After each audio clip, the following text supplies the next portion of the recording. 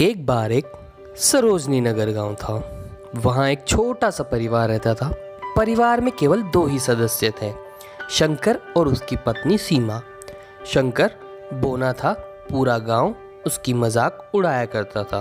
एक दिन शंकर सीमा के पास आकर बोलता है, अरे भगवान, तुम्हें बाजार से सामान लाना था ना, मेरे साथ चलो, हम सामान भी ले आएंगे और थोड़ा घूम भी आएंगे। अब वे दोनों गांव से बाजार की ओर निकलते हैं।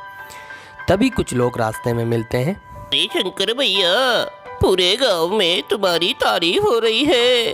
शंकर जैसा भला इंसान तो कोई हो ही नहीं सकता। वो कैसे मेरे भाई, कुछ बताओ तो। शामू का बेटा राजू, जिसकी लंबाई 5 फीट थी, वह परेशान रहता था। एक दिन उसने तुम्हें देखा, तब से उसको एहसास हुआ कि गांव में सबसे छोटे व्यक्ति तो तुम हो।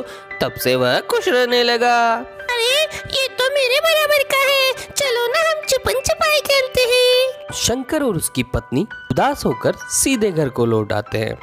तुमसे शादी करके मेरी जिंदगी बर्बाद हो गई। पूरा गांव हमारी मजाक उड़ाता है। इससे अच्छा तो मैं मर ही जाती तो अच्छा होता।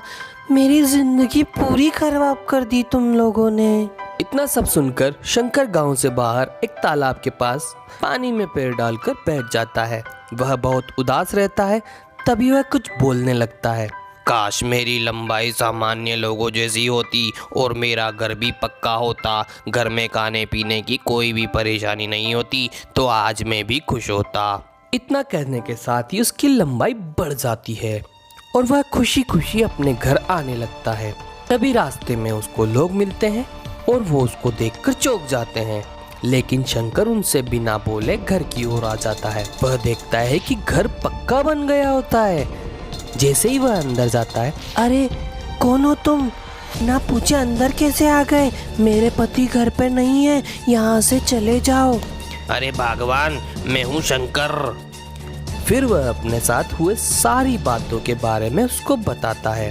दे, मांगना ही था तो धन मांग लेते, जिससे हमारे घर का खर्चा भी तो चलता। कोई बात नहीं भगवान, कल मैं जाकर ऐसा ही करता हूँ।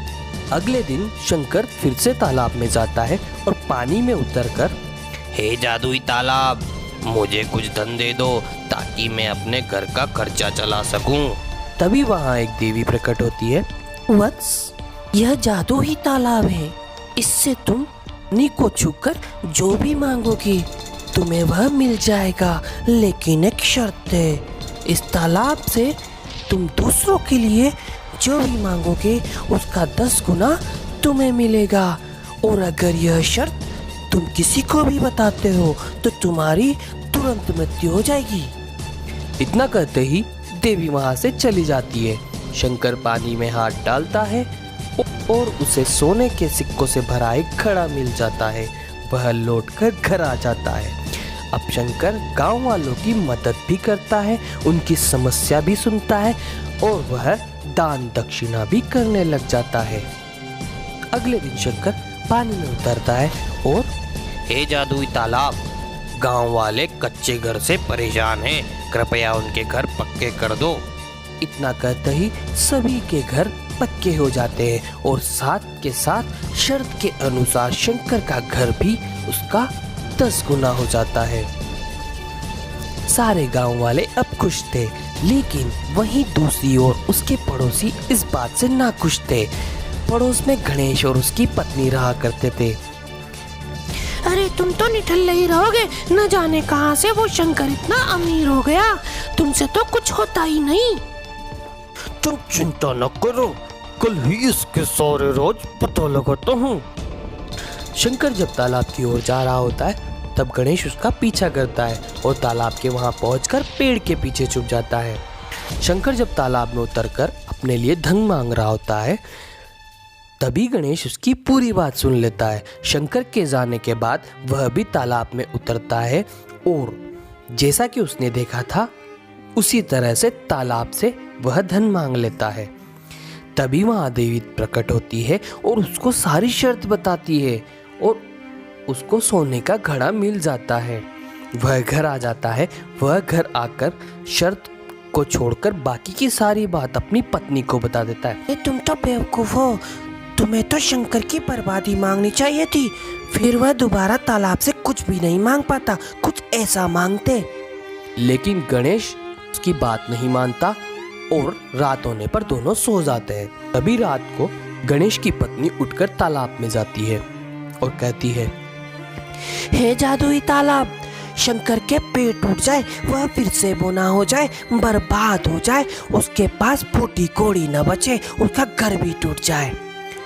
इतने में ही गणेश वहां आ जाता है। अरे ये तुमने क्या कर दिया? यही तो शर्त थी कि तुम जो दूसरों के लिए मांगोगे उसका 10 गुना ही तुम्हें मिलेगा। अगर यह शर्त मैं तुम्हें बता देता तो मेरी मृत्यु हो जाती। इतना कहते ही गणेश की मृत्यु हो जाती है। गणेश की पत्नी गुस्सा करती है। इधर शंकर फिर से गरीब हो जाता है, बोना हो जाता है और उसके पेट टूट जाते हैं। स्वामी, ये सब क्या हो गया?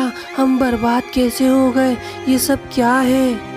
मुझे सब पता है ये सब क्यों हुआ और करने वाले को उसकी सजा भी मिल गई। तुम बस अब मुझे उस तालाब पर ले चलो।